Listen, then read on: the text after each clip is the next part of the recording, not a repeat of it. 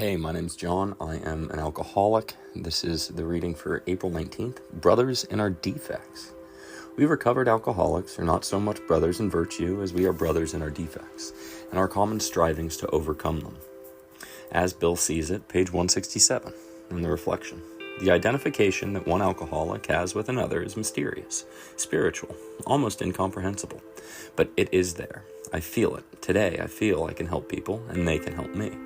It's a new and exciting feeling for me to care for someone, to care what they are feeling, hoping for, praying for, to know their sadness, joy, horror, sorrow, grief, to want to share those feelings so that someone can have relief. I never knew how to do this or how to try.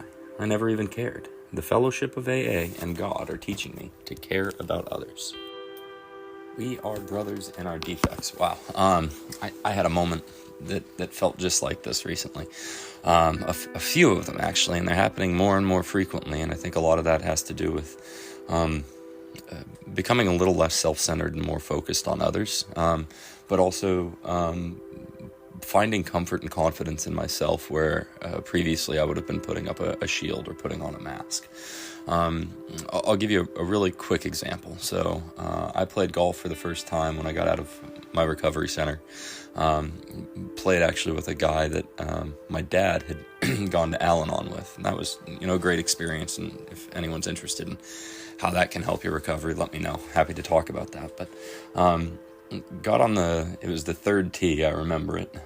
Usually a tee that sets up well for me. It's a nice place to hit a shot. And started asking me about recovery and my life and my marriage and all of these things that cause stress and turmoil, and just I could feel that kind of straitjacket coming around me where I was trying to explain the situation in a way that I kind of looked clean in, and it wasn't necessarily truthful, and it wasn't necessary for me to look clean, but that was kind of early on, kind of still where I was. How do I explain this? How do I tell a narrative?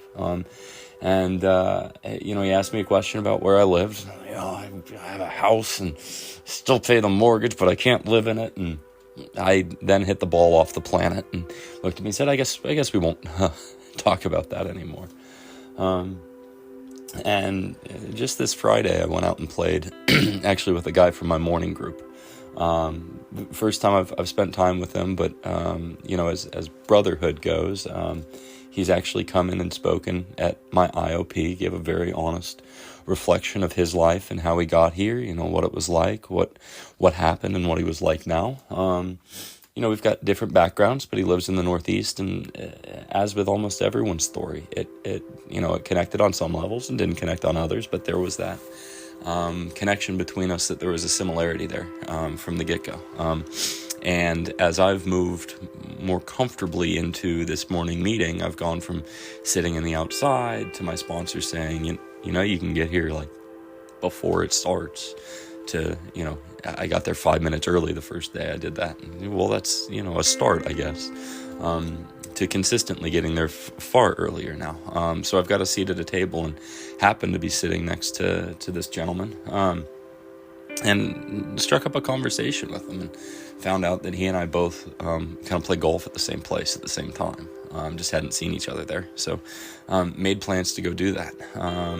And we get to, it would be the seventh hole for us. We started on the back nine, and we, finally get into the conversation. You play around with each other as you do with anyone, feeling them out, the niceties, talk high level, but it finally got into, what's going on with your wife, your divorce, your house, almost the same conversation that I had on that second tee.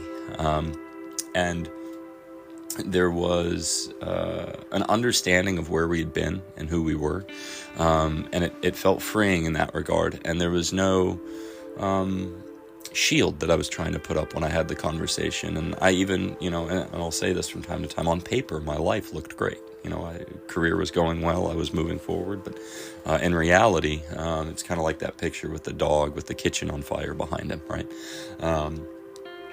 So on paper, I said to him, I don't want to tell you the on paper story. So I gave him the good and the bad, where I was guilty, where I was innocent, and kind of some of the challenges that my wife and I had. And I sat on that tee box and, hit one right down the middle. And then he did the same. And neither of us were playing great up to that point. I guess he was playing a little better than I was. We then both hit the green. I made my par. He made a birdie. It was the first hole we scored on. And, that conversation flew me off the map just, a month or two ago. And I was able to settle in and feel comfortable in myself and my reality, and sharing that with another who'd shared with me theirs. So it very much felt like a brotherhood. We're 50 years apart in age, and some things feel like we've been together forever. So just a very cool moment. But I do have a question for you guys. When you look at that, I made par, he made birdie. Is that a coincidence that it happened then? Is that me getting more comfortable, or is it God, right? I don't know. It's an interesting question, but it's one that I'm asking more and more every day as I start to open my eyes and ears to what could be God.